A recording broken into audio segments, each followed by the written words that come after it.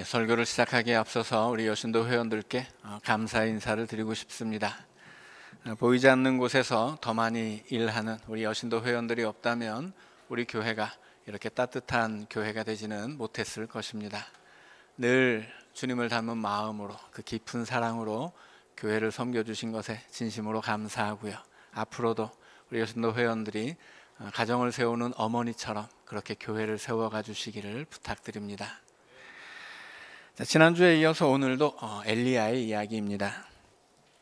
지난주 열왕기 18장에서 보았던 엘리야는 정말 대단한 기도의 사람이었습니다.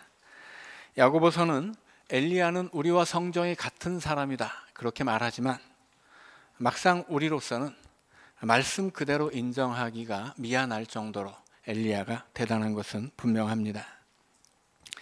자, 그런데 18장에서 19장으로 넘어오면 정말 우리와 성정이 똑같구나 싶은 엘리야의 모습을 확인할 수 있습니다. 여기서 엘리야는 낙심하고 두려워하고 도망치고 있습니다. 오늘은 그렇게 시험에 들었던 엘리야를 하나님이 어떻게 위로하고 다시 세워주시는지를 보고 우리도 그 은혜를 사모하기 원합니다. 자, 19장의 새로운 이야기는 아합 왕의 아내 이세벨 왕비에게서 시작이 됩니다. 내가 내일 이맘때쯤에는 반드시 내 생명을 저 사람들 중 한 사람의 생명과 같게 하리라. 아합이 어제 갈멜산에서 어떤 일이 있었는지를 낱낱이 이세벨에게 알려주자 이세벨은 시돈에서 데려온 그 많은 바알의 선지자들이 다 처형당했다는 소식을 듣고서 분노했습니다. 내가 엘리야를 가만두지 않겠다 그렇게 협박한 것입니다. 그 이세벨의 협박 앞에서 지금 엘리야는 도망치고 있습니다. 어제까지 갈멜산에서 그렇게 대단했던 엘리야가 왜 오늘은 이렇게 나약한 모습이겠습니까? 이제껏 자신이 감당할 수 없는 적들과 맞서 왔고 그래도 이겨왔던 엘리야가 왜 이세벨에게만큼은 이렇게 맥을 못 추고 있느냐 하는 이야기입니다. 자, 그렇다면 이세벨은 아합 혹은 450명의 바알 선지자와는 차원이 다른 적이냐 이렇게 물을 수 있습니다. 물론 이세벨이 아합보다 훨씬 더 힘있고 무서운 적이었던 것은 사실입니다. 아합조차 머리를 숙였던 강대국 시돈의 공주가 이세벨이고 바알 숭배를 전파하도록 아합을 조종했던 이스라엘의 권력 실세가 바로 이세벨이었습니다. 말하자면 아합은 깃털에 불과하고 이세벨이 몸통이었다는 것입니다. 그러나 그것이 깃털이든 몸통이든 아합이든 이세벨이든 엘리야에게는 마찬가지입니다. 똑같이 엘리야의 힘으로는 이길 수 없다라는 뜻입니다. 그것은 갈멜산에서 대결했던 450명의 바알 선지자 집단도 마찬가지입니다.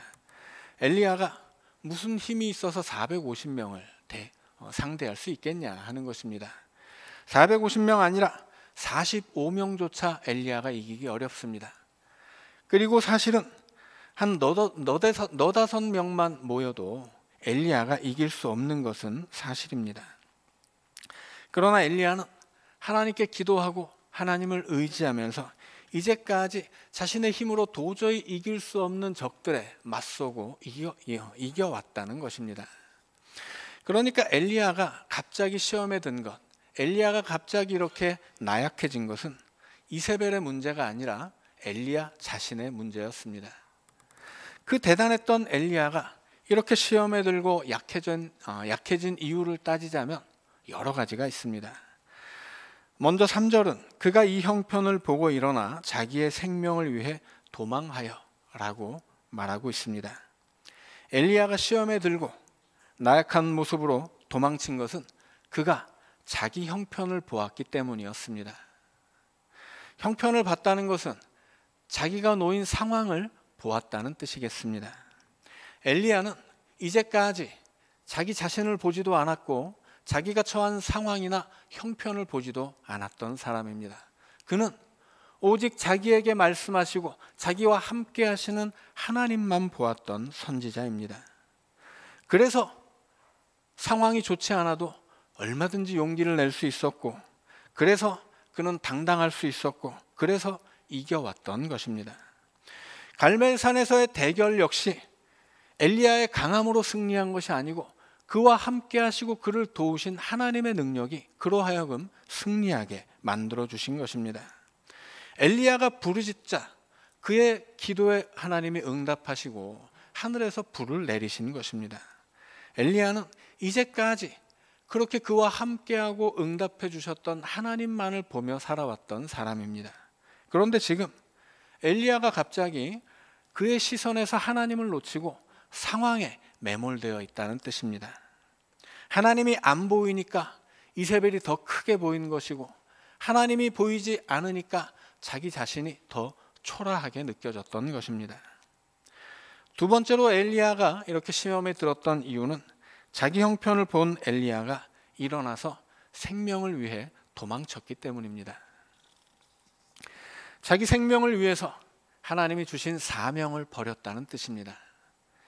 엘리야의 시선이 하나님을 놓쳤을 때 그는 하나님이 맡기신 사명도 잃어버린 것입니다. 마태복음 6장 25절에서 예수님은 이렇게 말씀하셨습니다. 목숨을 위하여 무엇을 먹을까 무엇을 마실까 몸을 위하여 무엇을 입을까 염려하지 말라. 이는 다 이방인들이 구하는 것이라. 너희 하늘 아버지께서 이 모든 것이 너희에게 있어야 할 줄을 아시느니라. 주님은 너희 목숨을 염려하지 말라고 말씀하셨습니다. 왜냐하면 하늘의 아버지께서 너희에게 무엇이 필요한지 이 땅을 살아가는 자녀들의 삶에 어떤 것이 필요한지를 이미 알고 계시기 때문입니다. 그런데 엘리야의 시선이 그 하늘의 아버지를 놓치게 되자 이제는 자기 목숨을 스스로 챙겨야 하게 된 것입니다. 하나님을 보지 못하기 때문에 하나님께 맡기지 못하는 것입니다. 하나님께 맡기지 못하면 이제는 내 힘으로 뭔가를 해결해야 하는데 내게는 적들을 이길 힘이 없으니 엘리야가 도망치는 것이 최선이었던 것입니다. 세 번째로 엘리야가 갑자기 시험에 들었던 이유는 그가 남과 자신을 비교했기 때문입니다. 4절에서 엘리야가 이렇게 말하고 있습니다. 나는 내 조상들보다 낫지 못하니이다. 엘리야가 말한 내 조상이 누구이겠습니까? 3절을 보면 조금 전 엘리야는 브엘세바를 지나왔다고 합니다.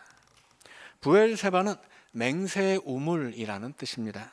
창세기 26장에서 이삭이 그랄 땅의 왕 아비멜렉과 상호 불가침 조약을 맺고 우리가 서로를 해치지 말자고 맹세를 했던 우물이 바로 브엘세바에 있습니다. 이삭 이전에 이미 아브라함이 그 브엘세바의 우물을 팠었습니다. 그런데 아브라함 때 막혔던 우물을 이제 이삭이 다시 파고 그 우물을 맹세의 우물이라고 불렀던 것입니다. 그리고 창세기 46장으로 오면 야곱이 가족들을 이끌고 애굽으로 향할 때 하나님이 아브라함에게 주셨던 그 약속을 붙잡고 하나님의 약속을 소망으로 품고 제단을 쌓았던 장소도 바로 브엘세바였습니다. 그러니까 엘리야가 지나쳐왔던 이 브엘세바라고 하는 곳은 이스라엘의 조상 아브라함과 이삭과 야곱의 발자취가 새겨져 있던 장소라는 뜻입니다. 엘리야는 그 브엘세바를 지나면서 자기 민족의 조상 아브라함과 이삭과 야곱을 떠올리고 나는 그들과는 비교할 수 없는 사람이다 라고 말한 것입니다. 나는 우리 조상들처럼 그렇게 대단치 않는 사람이기 때문에 나는 그저 평범한 사람에 불과하니 내가 여기까지 이 정도만 했어도 나는 넉넉하게 한 것 아닙니까? 하나님 내가 한 일들이 충분하지 않습니까? 그러니 이제 여기까지 나는 할 테니 이제 내 생명을 거두어 가주십시오. 그렇게 말한 것입니다. 그런데 아브라함이 정말 대단한 사람이었습니까? 이삭이나 야곱은 정말 대단했습니까? 그들도 엘리야처럼 우리와 성정이 똑같은 사람이었습니다. 특별히 구약 성경에 하나님은 강하고 담대하라는 말씀을 자주 하셨습니다.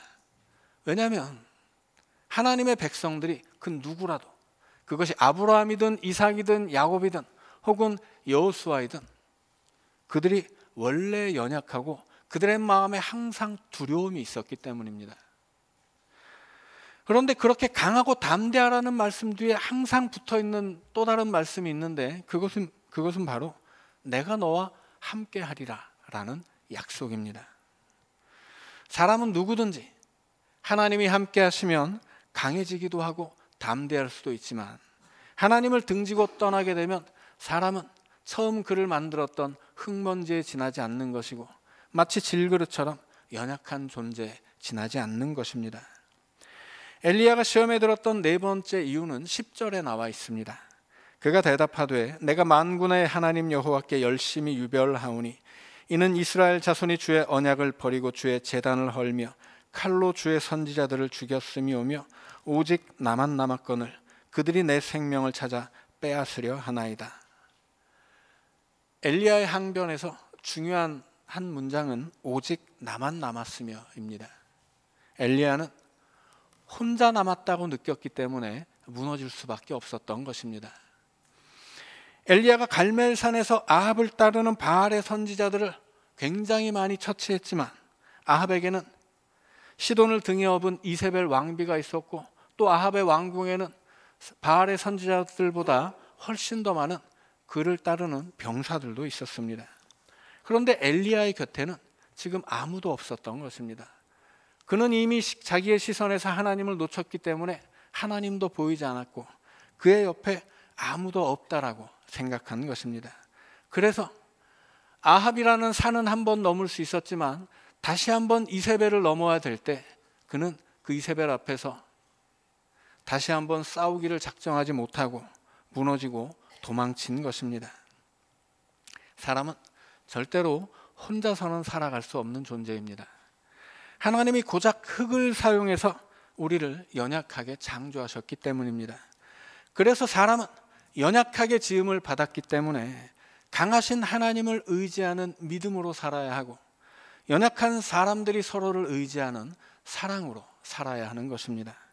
그런데 엘리야가 자기가 처한 상황의 시선을 빼앗겨서 하나님을 보지 못했고, 옆을 보니 또 사람도 아무도 보이지 않았습니다.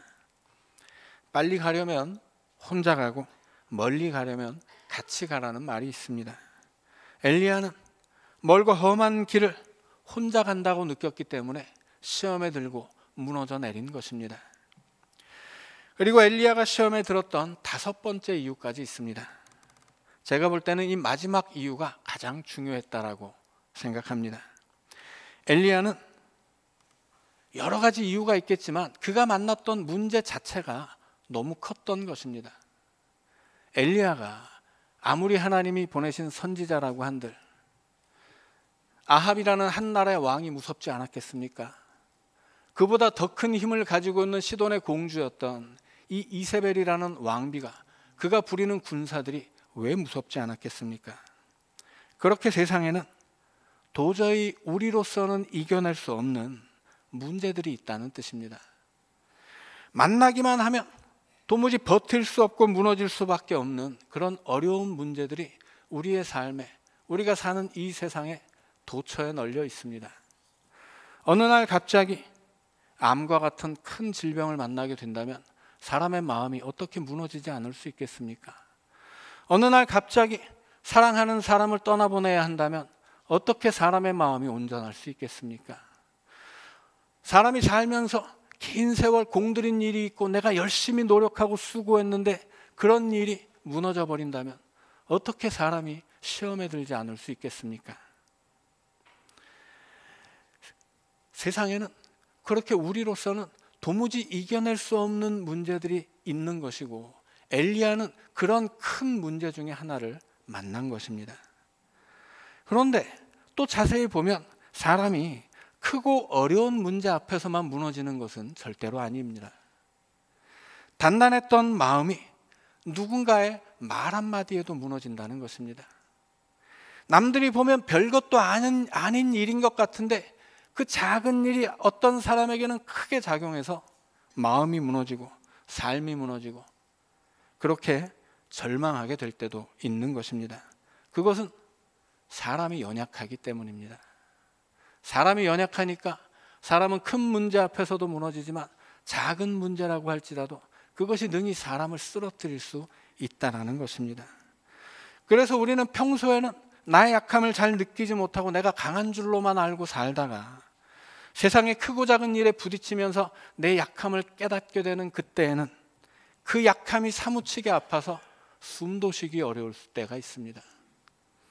그럴 때 우리는 누군가와 함께 있어도 광야에 던져진 것처럼 외로움을 느끼는 것입니다.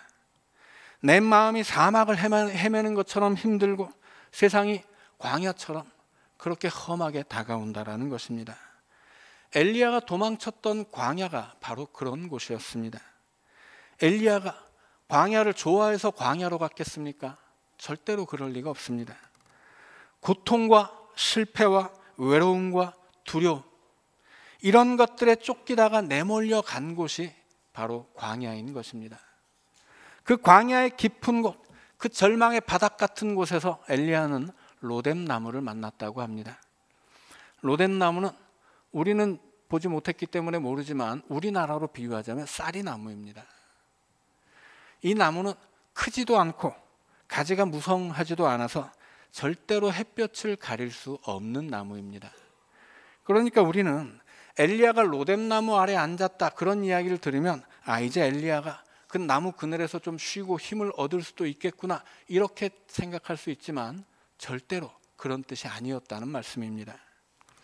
엘리야는 그 로뎀 나무 아래서 하나님을 향해 이렇게 말하고 있습니다.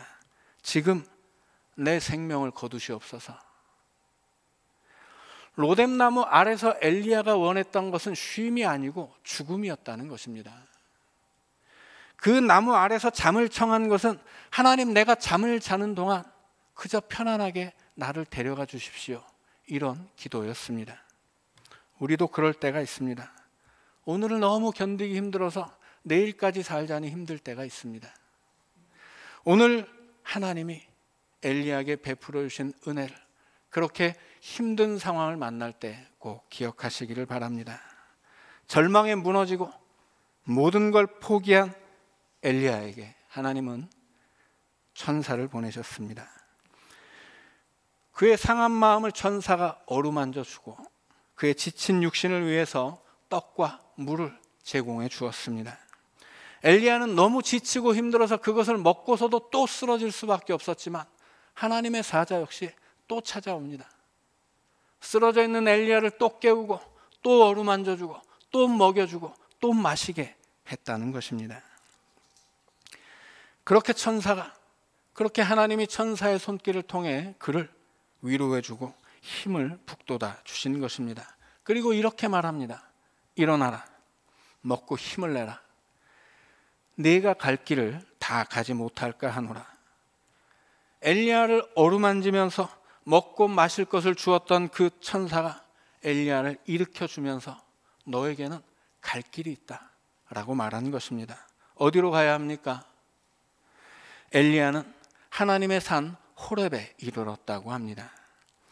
우리가 넘어져서 도저히 일어날 수 없을 때, 그렇게 견딜 수 없는 고통과 절망에 쓰러질 때 최후의 힘을 짜내서 해야 할 것이 무엇입니까? 하나님을 찾는 것입니다. 마지막 힘을 짜내서 하나님 앞에 나와야 한다고 그렇게 말하고 있는 것입니다. 인생을 산다기보다는 견뎌야 하는 그때, 그 견디는 것조차 너무 힘드는 그때 우리는 반드시 내가 잃어버린 하나님을 되찾아야 한다는 것입니다. 내가 놓아버렸던 그 하나님의 손을 다시 붙잡으라는 말씀입니다. 마지막 힘을 짜내서 다시 한번 힘을 내서 일어난 엘리야는 호렙산에 도착하게 되지만 그 산 어딘가에 있는 동굴로 들어갔다고 합니다. 그 굴은 단순한 굴이 아니고 지금 엘리야의 상태, 절망하고 있는 엘리야의 마음을 그대로 보여주는 장소입니다. 지금 엘리야의 마음이 그 굴처럼 하늘과 단절되어 있고 절망의 어두움으로 가득했다는 뜻입니다. 엘리야는 갈멜산에서 아합의 궁으로 갔다가 이세벨의 협박에 겁을 먹고 브엘세바를 거쳐 지금 광야로 도망쳐온 상황입니다. 마치 요나에게 너 북동쪽에 있는 니느웨로 가라고 했더니 남서쪽 다시스로 도망쳤던 것처럼 엘리야 역시 북왕국 이스라엘에서 일해야 하지만 남쪽의 사막으로 도망친 것입니다. 그런데 요나서에서 요나가 도망쳤을 때 그를 놔두거나 포기하지 않고 끝까지 그를 쫓아가 그를 붙잡아 다시 데려왔던 그 하나님께서 이번에는 엘리야가 도망쳤을 때도 그를 끝까지 따라가서 그를 데리고 지금 하나님이 원하시는 장소로 인도하고 계신 것입니다. 하나님은 그렇게 도망치는 엘리야와 함께 광야에 가셨던 것이고 그의 걸음을 인도하며 호렙산으로 이끌어 주신 것입니다. 엘리야가 로뎀나무 아래에서 기도할 때는 그의 기도를 듣고 천사를 보내 응답해 주셨습니다. 물론 엘리야가 죽음을 구해도 하나님은 생명을 주셨습니다. 그리고 하나님은 엘리야가 숨어있는 어느 깊은 그 굴까지 찾아와서 엘리야에게 이렇게 말씀하셨습니다. 네가 어찌하여 여기 있느냐? 엘리야가 이렇게 대답합니다. 내가 만군의 하나님 여호와께 열심히 유별하오니 이는 이스라엘 자손이 주의 언약을 버리고 주의 제단을 헐며 주의 선지자들을 죽였음이오며 오직 나만 남았거늘 그들이 내 생명을 빼앗으려 하나이다. 무슨 뜻이겠습니까? 하나님, 저 열심히 한 거 아시지 않습니까? 그런데 이게 뭡니까? 다 죽고 나 혼자 남았는데 저들이 지금 나까지 죽이려고 하는 것 아닙니까? 그런 뜻입니다. 엘리야가 지금 하나님을 향해서 원망과 푸념을 털어내고 있다는 것입니다. 그렇다면 하나님이 엘리야에게 네가 어찌하여 여기 있느냐 물었던 이 말씀은 절대로 질문이나 책망이 아니었을 것입니다. 만약에 하나님이 엘리야를 향해서 너 왜 도망쳤느냐? 내 이놈, 너 어찌하여 여기 있느냐? 이렇게 말씀하셨다면 엘리야가 감히 진노하고 계신 하나님 앞에서 원망과 푸념을 늘어놓지는 못했을 것입니다. 그러니까 네가 어찌하여 여기 있느냐? 이 말씀은 네가 여기까지 올 정도였다면 너 정말 힘들었겠구나. 그렇게 힘들었으면 진작 나를 찾고 의지하지 그랬느냐? 하나님은 동굴에 숨어있는 엘리야에게 틀림없이 부드러운 목소리로 말씀하신 것입니다. 그래서 12절은 세미한 소리가 있었는지라 그렇게 기록합니다. 13절에서 하나님은 세미한 목소리로 다시 한번 엘리야에게 물으셨습니다. 네가 어찌하여 여기 있느냐? 이것은 질책이 아니라 연민이고 정죄가 아니라 긍휼입니다. 엘리야의 부족함을 탓하는 말씀이 아니라 그의 약함을 이해해 주시고 그의 마음 아픈 것에 공감해 주시는 것입니다. 하나님은 그렇게 항상 위대한 모습은 아니었다는 것입니다. 하나님은 항상 두려운 모습으로 우리에게 나타나시는 분도 아니었습니다. 하나님은 때때로 절망할 수밖에 없는 자녀들의 아버지이기 때문입니다. 하나님은 육신으로 마음으로 그렇게 병들고 아파하는 우리의 치료자이십니다. 하나님은 실패한 자들의 새로운 소망이 되시고 어디로 가야 할지 모르는 깜깜한 인생의 인도자이십니다. 그렇게 세밀한 음성이 되어 나타나신 하나님은 엘리야에게 새로운 사명을 주셨습니다. 무너진 엘리야를 선지자로 다시 세우고 일으켜 회복시켜 주셨다는 것입니다. 그리고 그에게 함께할 동료들이 많다고 말씀하셨습니다. 남은 자가 7,000명이나 있다라는 것입니다. 7,000에서 7은 지난주에도 말씀드렸듯이 완성과 완전을 뜻하는 숫자이고 1,000은 항상 많다는 뜻의 숫자입니다.